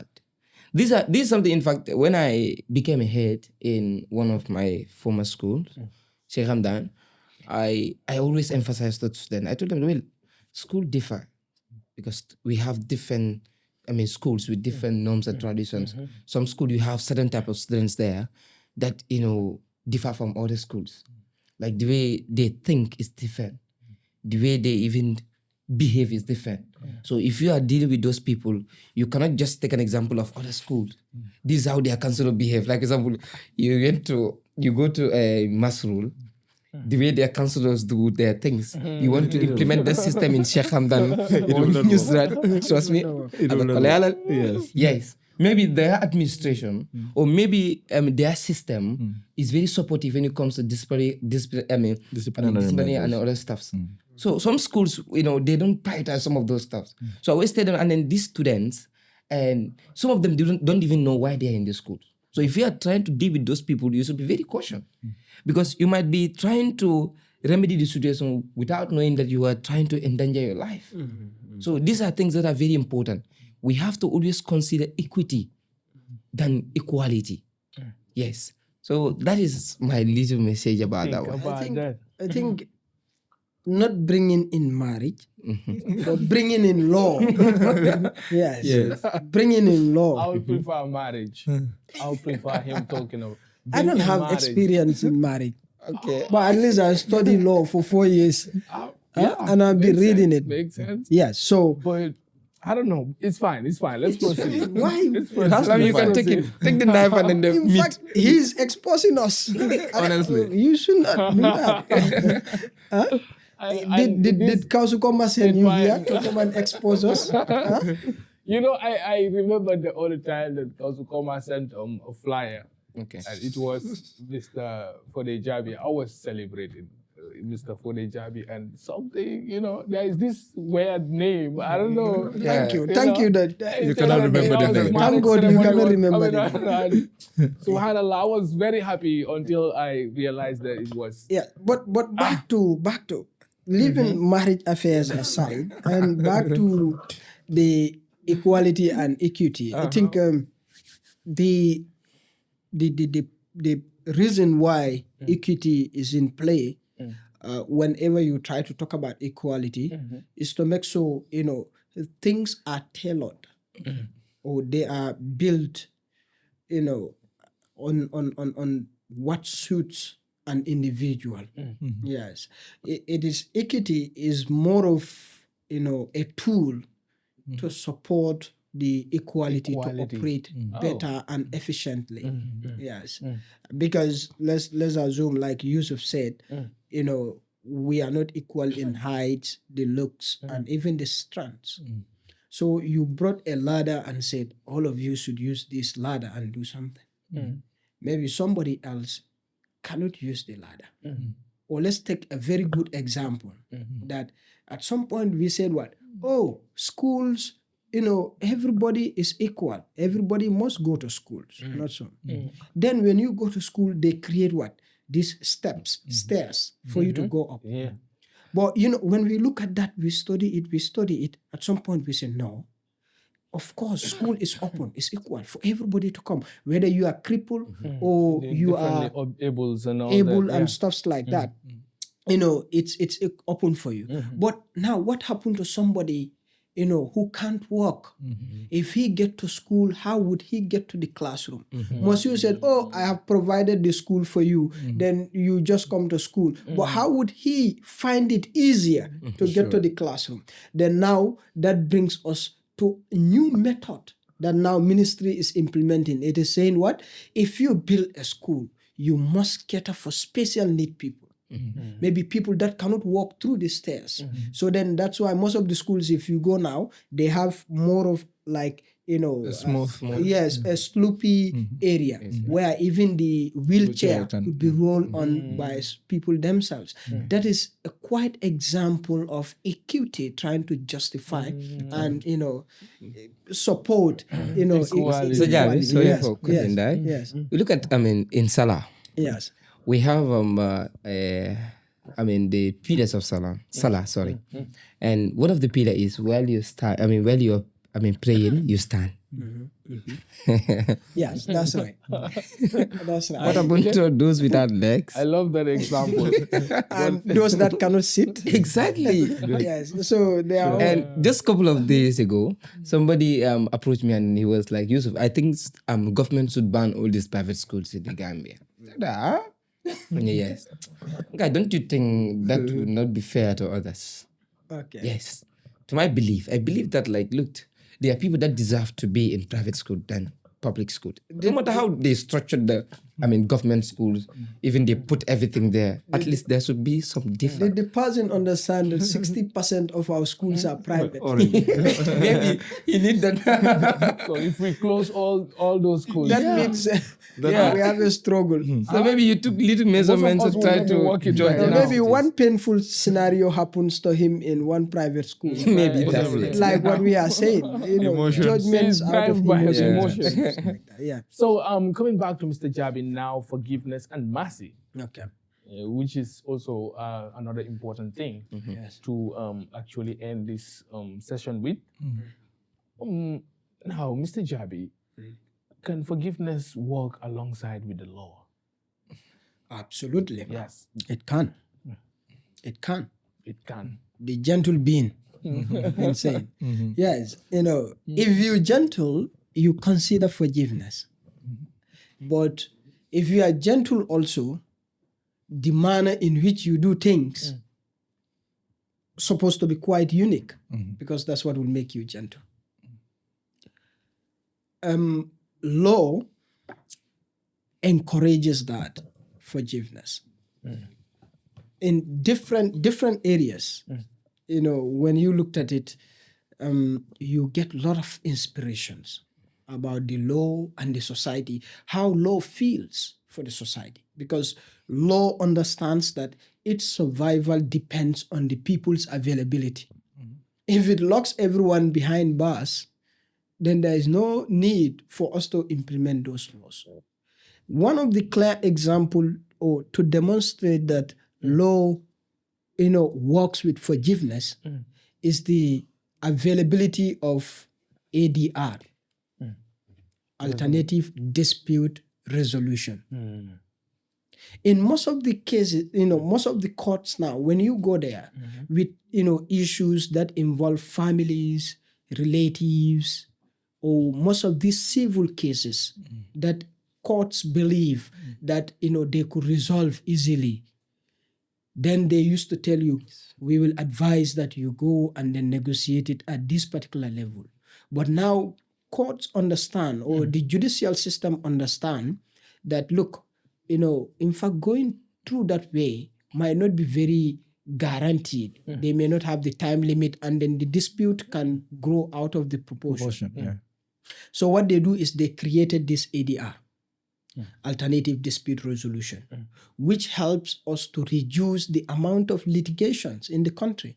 That means now, instead of going through the court trials, when you come with a case that is sensitive to our family relationships, to religions and other things, what they advise you is to go to that office. What that office does for you is to kind of find you a mediator that will try to negotiate until all of you have a harmonious, and logical conclusion. Then now that agreement is what will be brought before the court for court to record it as a binding judgment on both parties. But now you understand that within that judgment, instead of the judge sitting and saying, based on the severity of this crime is so and so punishment, both of you can discuss, understand, and say, okay, yeah, that's where we got it wrong. Okay, I'm going to let it go to this far. You also let it go to this extent. Oh, this is the established agreement, and then we go. It helps us to foster our relationships. The spirit of loving each other. Because one thing that litigations usually do, it damages the relationships. Whether you like it or not, once you go to court and court verdicts are given, that breaks relationship. There is no way you can fix that. Yes. But this ADR is helping us. And a lot of cases are now referred to them. So it is on that basis that I'm saying, look, law feels the spirit of forgiveness. And it is working so hard in as much as it has to regulate the society, but it knows also that it has to regulate it with forgiveness, because forgiveness is a fundamental principle of our peaceful coexistence. Yes. Mr. Javi, that was quite amazing. Brief. Yeah, I think that's all it. Yeah. I think that also is found in the Deen, in Islam. And I know وَمَا Yusuf will أَرْسَلْنَاكَ إِلَّا رَحْمَةً لِلْعَالَمِينَ. So you see, Yusuf will set lights on that. I think Yusuf will say something about that. So, but now, Ali, Yes. does forgiveness means forgetting injustice? Does it mean that? Does it mean forgetting injustice? Yeah. Not necessarily that. They're quite different. Okay. Right? When you forgive, right, what happens is you understand that what happens to you is unfair, but you prefer a more binding relationship than retaliation or than, revenge or justice. Yes. What you see at forgiveness level, you see the future, the prospect, the aftermath of whatever you could get by seeking, justice or by revenging. When you revenge or when you make a vengeance at that immediate level, you get an immediate satisfaction. But in the future, now, posterity is questioned, and usually it goes in the negative, right? But when you forgive, you are not necessarily accepting that injustice. What you do is you are molding, you're preparing a brick to build the future on, okay? The person you forgive usually goes away with 2 lessons, or if not more than that. The first lesson is, because I want to believe you don't also just forgive like that. You cancel, you express concern, you express dissatisfaction, you try to make the individual understand that A, B, and C could have been done better, right? Then when that individual understands that, then you forgive. That's a better way of forgiving, in fact. The other way around is a weakness. Without just, cautioning, without taking any step, just accept it like that. That is not forgiveness, that's weakness. Because what happens now is you are encouraging that individual to continue doing what he's doing, and that destroys the future. Right? Aliu, and I think the question I'm going to ask him will be regarding what he just put forward here. Okay. Because sometimes people think that you can just go ahead and forgive without correcting the root cause. You're allowing that person to do it again And again. So you need to correct them. I think, Brother Yusuf, you will have to shed light on the lady that came to the Prophet Muhammad when the parents forced her to get married. What really happened down there? During the time of Rasulullah, a lady came to Prophet Muhammad and asked Prophet that my family are forcing me to get married. And Islam is a religion of just. Yeah, because Allah says in the Quran, La ikraha fi din. In all aspects of Islam, there is nothing like enforcement. You allow people to do, even if somebody want to accept Islam, you ask the person, are you doing this willingly? Did anybody is forcing you or anything? So that is why sometimes people are saying some information or some things about Islam which is not true. But it's a religion where people have to do things from their hearts. No enforcement. Everything just happened like that. So this lady came to Prophet and told Prophet that my family, they are forcing me to get married. And now Prophet confirmed, verified. And he realized that what the lady said is true. The family is forcing him. Forcing her rather. Now he gave the lady options. Now the option is yours. You have all right to nullify your marriage. You have all right to step away from this marriage or to leave the marriage. But you also have, you can also consider the decision made by your parents. According to some scholars, the reason why Prophet also gave, this lady options as well. Because looking at the life of women or ladies differ from men. Ladies need counsel. Like women's, move from one hand to another. When a lady is living in his father's house and get married, is in where? In the man's house. And even something happens to that marriage, if the lady came back, even if the father is not there, it's the brother's responsibility to take care of that lady. And then whatsoever that lady need is the brothers that should provide that for a lady. So basically what we learn there is we can forgive. Because in the other aspect, one of the options is you can also allow to get married.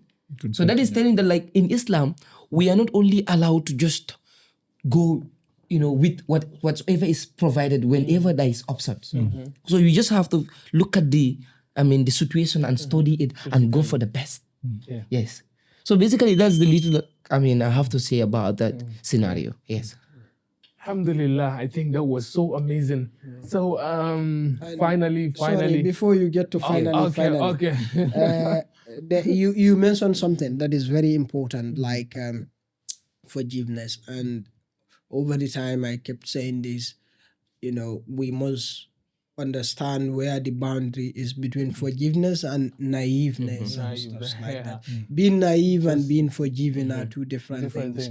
And in most cases, people misinterpret this. There are cases that you can handle and then forgive.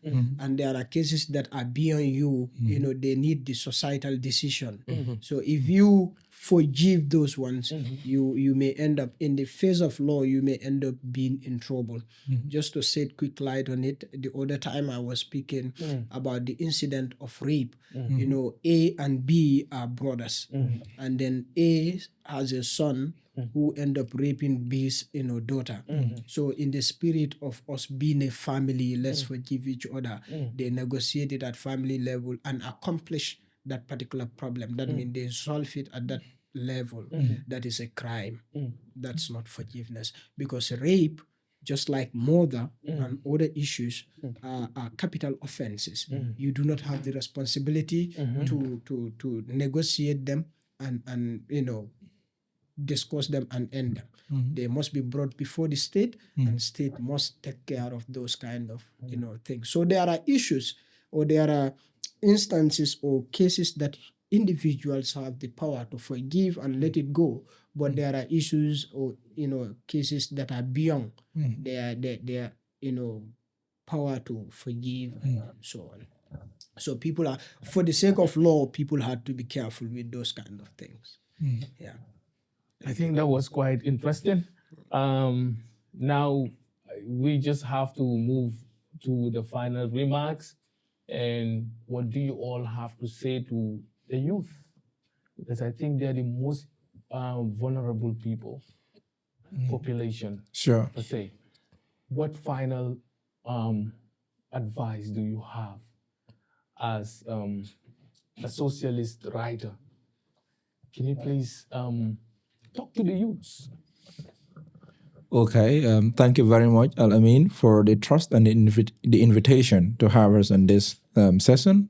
Free thinker, I want to believe we've taught here liberally without boundaries. Yes, right. So aside that, my final token to every listener out there, especially those in my bracket, the youth, we are the agents of change, and until we realize that, there will always be outcomes that we may not expect or desire. And when we are the agents of change and realize that, then we have to accept to be the first initiator of the change. You cannot preach what you don't live. Usually they will say, do as I say, but don't do as I do. Do as you do and say as you do. It's quite important. To who? It belongs to everybody. Everybody. Yes. Okay. Yes, it belongs to everybody. I just want to make sure that you are not counting on me. Right. Yeah, I think that's very important. And the next thing is we have to make sure our actions are never judged by emotions, because usually most of these vices we see out there on the media and so on are actually guided by emotions, and that can be so detrimental sometimes. Let's be very calculated in what we do and make sure the presence is preserved for the future. Thank you. Yes, to let me okay. To Brother Yusuf or Sheikh Yusuf, what do you have for the Muslim youth, to the society, to everyone? Because if you observe very well, we have so many youth, and then sometimes in the name of Islam, some people will weaponize it. Like they will use it as a means of doing certain things that actually does not go in line with the teachings of Islam. Okay. So what do you say to youth? They're watching us. They need this. They need that advice that you're about to spit out. Once again, thank you so much for having us here. And also thank you to the listeners out there. It's a honor to be here. Honestly, if it is knowledge, if it is experience, I shouldn't have been here. But I believe that Jikolam, Hopelam, yes, we pray to Almighty Allah to grant us the ability and also the strength, the knowledge, the wisdom to be able to fulfill that hope that they have in us. Okay, honestly, this discussion, it's not only benefiting you as the listeners, but myself as well. I've learned a lot here from Mr. Jabi, because he has always been there. So I spend the whole days with him at the school. So, of course, Mr. Juara, yes, thank you so much for that beautiful, ideas, and also the inspiration I got here while I'm doing this podcast with you or discussion with you, dialogue. Wallahi, the Gambia that we know, the Gambia that we live, even though I'm very young, but I've realized that Gambians are one of the most beautiful people you could ever imagine or live with. We are named Smiling Coast. That name doesn't just come like that. Somebody, a country out of all the countries in the world or in Africa, we are given that name. You should know that our people work for it. Not us, but there were people before us that work for it. And if somebody works on something, or somebody left a legacy, it is our mandate, it's our amana to fulfill it, to allow it to, keep growing. It is sad that today we are in a society where all these norms and our traditions are fading away when it comes to our forgiveness, when it comes to, our behaviors. It is, quite, fading. And we need to revive it. We need to forgive. We need to live. Look, this small world by the name media, it is changing a lot of our ways. It's very easy. Like you eat something and you are full. Because there are two conditions that we should be very careful. When you are over happy and when you are over sad as well. Or when you are not in your best and normal situation. You should be very careful your utterance, your behaviors, your actions and everything. So when you are in your house, something happens to you. While you're online, you just make a video out of that. It's something that is very dangerous. Remember that video that you leave or that video that you post, it is two things. Either yakuna hujja laka aw alayka. It's going to be there for you or against you. This is something that we should put in the back of our mind. Whatever you do, by action or words, there are two things for you in the day of Qiyamah. Yakuna hujja laka aw alayka. It's there for you, and if it is there for you, it's going to support you. It's going to tell Allah that, look, that good deed is going to tell Allah that, look, this man has done great. Please have mercy on him. But it is for against you, then the Qiyamah, that particular deed or action is going to be used against you. It might be the reason for you to go to hell. So we should be very careful with that. There are two things that keep a man. I always say this. What are those two things? Your faith, your religion, what you believe. Being Muslim, Christian, whatsoever it is. That's why we have the free thinkers. It's an interface. Thank you. I would in fact love it if we have a Christian brother. Most of them, when I talk to them to come to the show, they are kind of uncomfortable because they have encountered a lot of debates, over the years, from different. So, but I told them that, okay, watch the episodes that we have, then you will know. The rationality behind that will. So basically, we are here to inspire and also to better the society. Sure. That is one of our purpose here. Sure. Let's talk about what we think and what are the ways we want our society to be and stuff like that. So it's not about like enforcing something on somebody that the person didn't want or stuff like that. Sure. So basically, that is the little I have for the brothers. Let's live like Muslim. Let's look at the life of Prophet and the Sahabas. That would be enough lesson for us. We would realize that, look, when Meccan people, when they did all those stuff to Prophet ﷺ, and when Prophet ﷺ overpowered them, and when Prophet came for Fatul Makkah, these people went to the Jabal and standing there, and Prophet told them, what can I do to you? What do you think I should have done to you people today?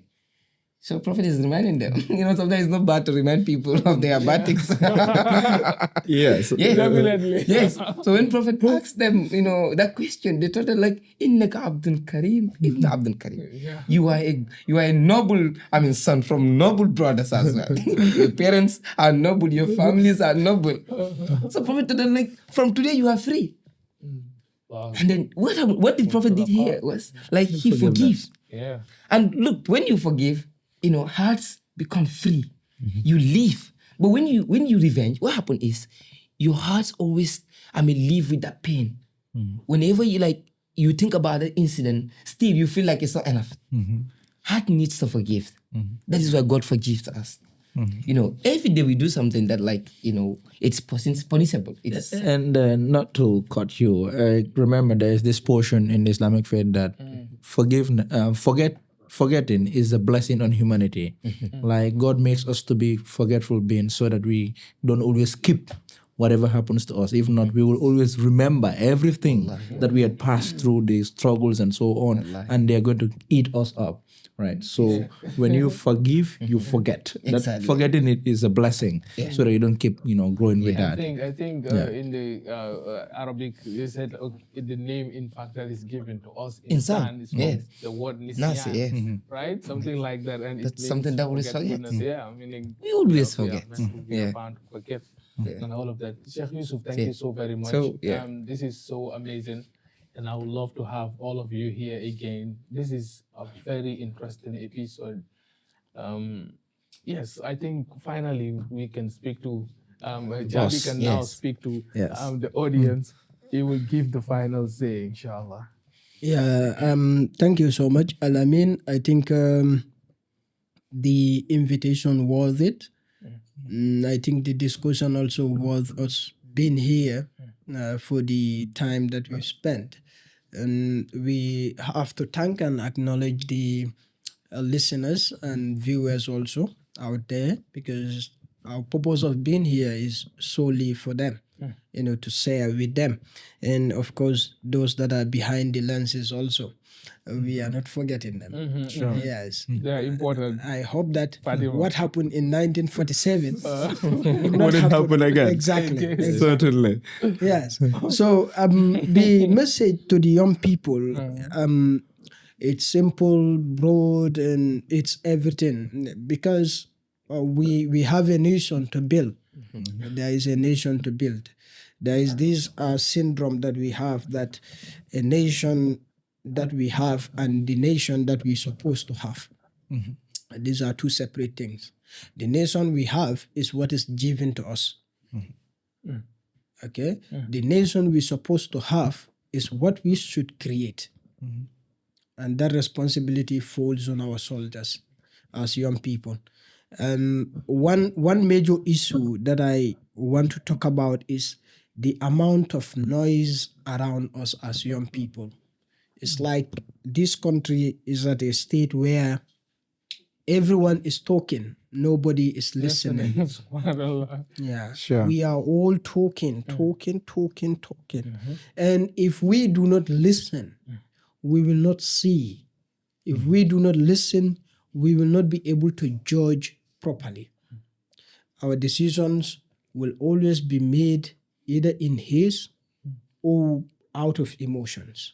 Certainly. So I think as young people, we need to relax a bit, take a deep breath, and understand our surroundings, debate well, and then know what is good for us. Because our nation, being the Gambia, we have so much issues that we need to resolve. Issues that are beyond drumming. I understand that a lot of our sisters and brothers out there, election year is approaching. Once drum sounds or once musical sets start kicking off, that's where everybody goes. But that's not the balance that we're supposed to be looking for. The balance right now for young people should be the answer to our questions. This country should not be dancing. Considering the amount of issues that we have, Definitely. this country should not be dancing. And so many people will say the country is not serious. Yeah, but we are quite dancing. We are dancing from all angles. The young age, even the infants in this country are dancing. Certainly. And we have a lot of Unfortunately. troubles. We have a lot of troubles. I don't know how we could fix that. But if we could just stop dancing and stop exchanging the demands of answers to our problems with drums and musical sets, then leaders will understand that we are prepared to build a society and we will have a better society. I think young people should consider that, even not for the sake of anything, but for the sake of our survival, we need to put that into our context. Yeah. So that's what I have for them. And thank you. The Yes, student. no, Yes, no, yes. no Thank way, you, Sheikh no Yusuf, way. for reminding him No that. way. It's the one of these veteran teacher once said, the pride of a teacher is not in the millions of the students, but it's watching a student on the screen, talking and about a subject where he could say, look, give me a coffee. Let me stretch my leg on the conch. This is my student.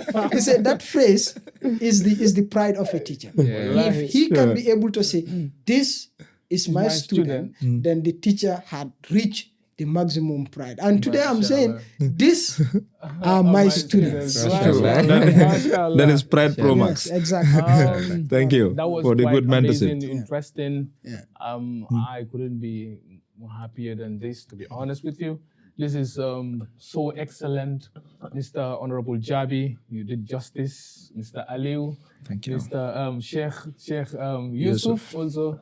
All of you did great. And then to our listeners, stay with us. This is the Free Thinkers under the Daily Dose. We have more episodes coming for you. Please be with us. It is interesting and you will love it. Inshallah. Thank you so very much for being with us. Thank you. Shukran. Assalamu alaikum. Alaikum Assalamu alaikum.